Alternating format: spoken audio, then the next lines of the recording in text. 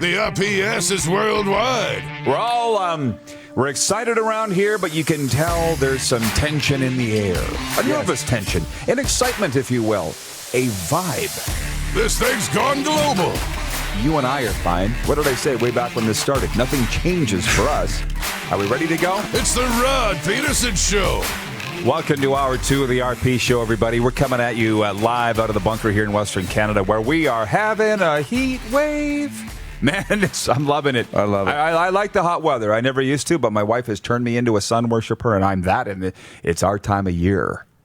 I'm Rod, he's Dupes, and let's jump right into it. Let's have some fun here. Yes, please. What do you say? Yes, please. Not like we haven't in hour one, but it was intense. I busted out into a sweat when you're sitting there on national TV and you can't get your guest on the air, and you got to fill 10 minutes. It's a stressful feeling. I'm just putting that out there. Let's have some fun, because people are writing in with some funny comments here.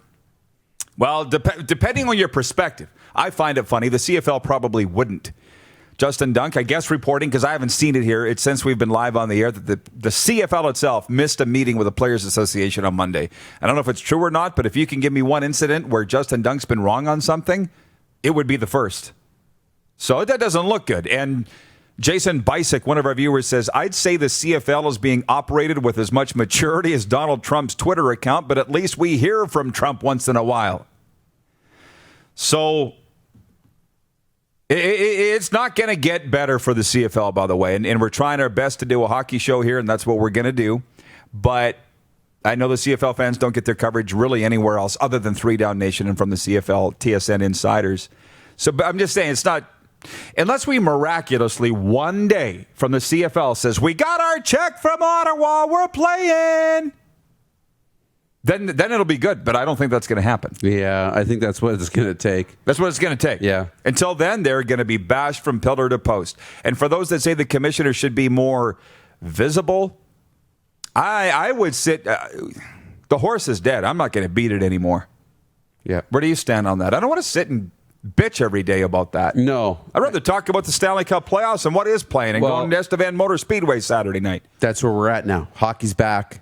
We're ready to go. We can start talking about those things. And that's where your mind goes, too. It's, what's happening now? And, wake me up when there's some news in the CFL. Wake me up when we've got something to actually sink our teeth into a little bit. When there is, I love talking about it. I like debating, when news breaks, okay, what does this mean? Are they going to play? Are they not? Right. But we're still working on news from days ago. Like, there's no new information. No, and thankfully, by the way, Mike Phoenix writes in from Southern Ontario. He says, I get my CFL news from here. And I appreciate that, Mike, but there just is no news. John Kirby writes in, he says, no coverage on the CEBL or CPL, 2 other Canadian leagues. Well, one, the CPL isn't playing, so forget about them, and they're only in their second league. That's the second year, Canadian Premier League. So there's nothing to talk about there, John. And as far as the CEBL, you must have missed the opening of the show, the Quick 6 show topics. Hamilton and Edmonton won last night at the Summer Series, and today it's a doubleheader. Guelph versus Niagara, Saskatchewan versus Fraser Valley. We're covering it. But I'll give you this. Not too many people are, and that is a bloody shame. But a lot of the media has just rolled up the carpets here and shut out the lights. And the world's still spinning. There is still news. But you know what? People just want to sit and beat that rug about the CFL. There's nothing going on. John says, I was in an appointment with my doctors. Well, I'm sorry, John. If you let me know your schedule every day, we'll dictate what we talk about around your schedule. But you got to let me know. How was I supposed to know? Yeah, exactly. We'll do everything for you. But we got to know. Brian Eitenauer, Ambrosi should be fired. He has been a dud ever since he's been commish. That's the prevailing notion, but Friday I went on that rant there too. I'll say this. I don't forget the bashing of Ambrosi. I'm not down with it. And we'll get with Paul Henrik coming up here shortly, recently retired from Leafs TV. And we will get back to the hockey talk. But my wife, she asks really good questions, right? I've said that many times. Yep. She comes downstairs yesterday. I got ESPN's Get Up on, and they're talking about the Marlins outbreak. 14 people within their team, 12 players, 2 coaches got coronavirus. She says, how does this affect the CFL? Now, there's a good question. Assuming they play in the bubble, whenever they get back to work, What happens in the event of an outbreak if they do play? It's a really good question because they're in a bubble. Major League Baseball's not. This is what the big networks are talking about, particularly the American ones. The NFL, I read it this morning on ESPN.com. They had the opportunity to go into bubbles. They didn't want to. So did Major League Baseball. They didn't want to. I just think that the resources are literally, Darren, endless in those leagues. They are endless resources. Believe me, I've seen it, and I think you have too. Mm-hmm. If you want to know why they're playing, how does this affect the CFL? This is how it affects it. The CFL has no money at all. As a matter of fact, they're in the hole. That's the difference. That's how it affects the CFL. Unless you got a different read than I do. No, it's hard to make decisions when you don't have money. Because in a business, cash flow is oxygen. Money is oxygen. And if you don't have it, it's hard to make decisions. When you only have limited number of breaths, limited dollars, it's really hard to make decisions. So you sit back, hoping more money's coming in before you commit to anything. And the CFL's in that point right now. We don't know what the finances are, so we can't really commit to having a season. We don't know if there's any money, so we can't commit to paying the players. We can pay the players, but it means that everything else is going to fail, and we might have to close the shop. So the CFL's sitting there literally, like you said, on life support, on death's door. Not sure which way to go, but if the money comes in, hey, now we can do all these things. We want to pay you. We want to take care of you. We want to play games. We want to entertain the fans, but we can't do it with no money. So, it's a chicken and egg thing, but in any business, cash flow is oxygen, and it really, puts handcuffs on your decision-making abilities. So Randy's in a tough spot, right? You can't go and spend money you don't have and make all these decisions based on, money that's not in the bank account. CFL, as we said, is at death's door. It's here, man. And I've been in that situation in personal life. It's a scary time when you realize you're not coming back. It's it. That's how close they are. What's shaking with Paul Hendrick? Just connecting in, the guys tell me. Jeff in Calgary says, I know Major League Baseball aren't in a bubble city, but are the players allowed to go anywhere within the city they play, or do they have to stay in the hotel? That's a good question.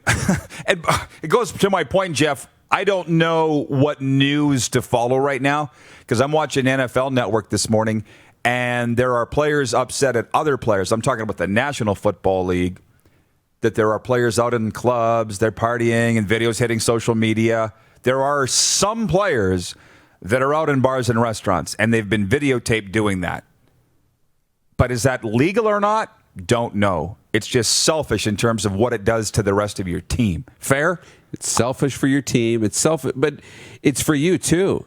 How much value do you put on you? If you don't care if you lose your job and lose your livelihood and lose your multi-million-dollar contract, then go. Have fun. Go party. Do your thing. You really don't care.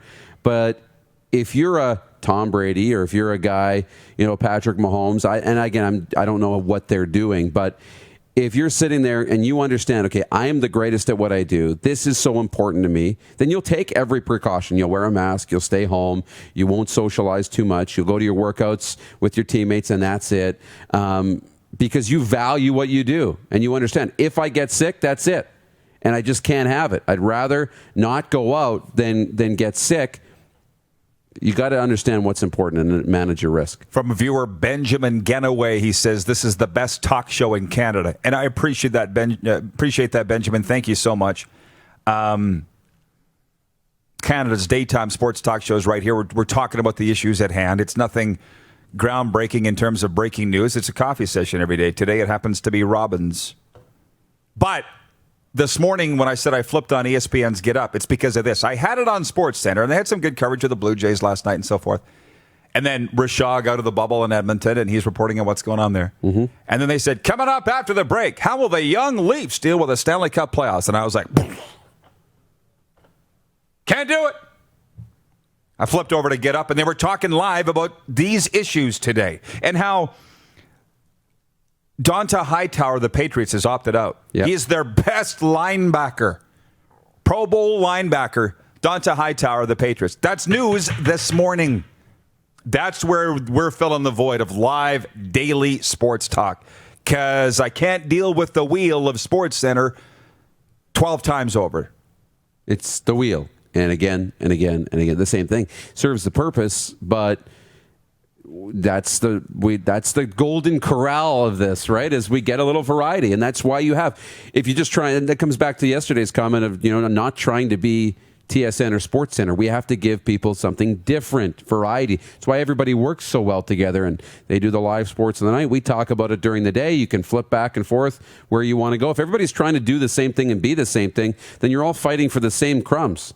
Doesn't work. No, not smart. I said yesterday that we are the anti-TSN here, the anti-Sportsnet in the way that we approach things, and it's working.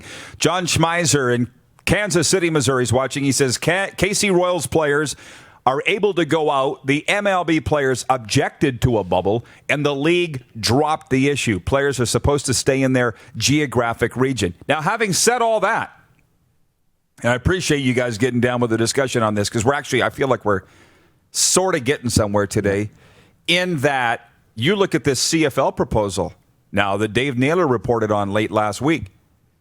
So the players have to self-isolate in their own jurisdictions, was the term, before going to Winnipeg and self-isolating there for 7-8 days.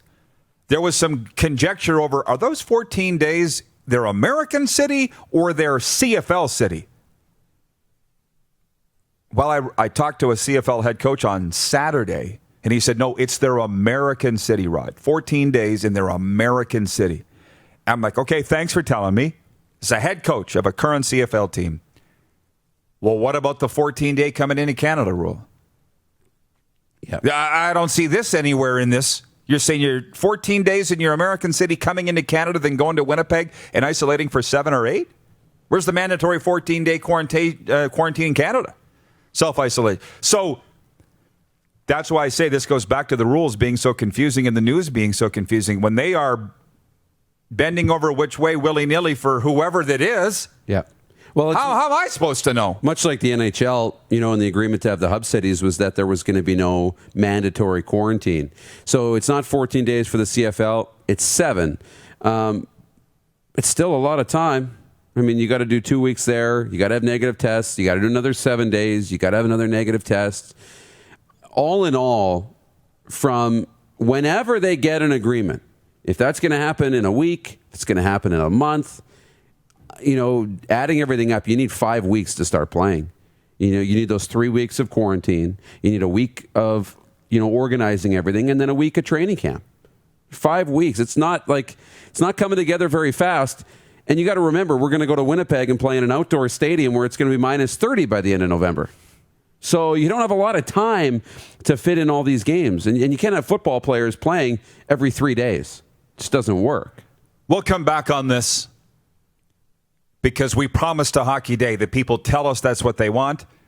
And frankly, we want it too. You're watching Rod Pedersen On Demand. For more of The Rod Pedersen Show, visit rodpedersen.com or follow Rod Pedersen on social media.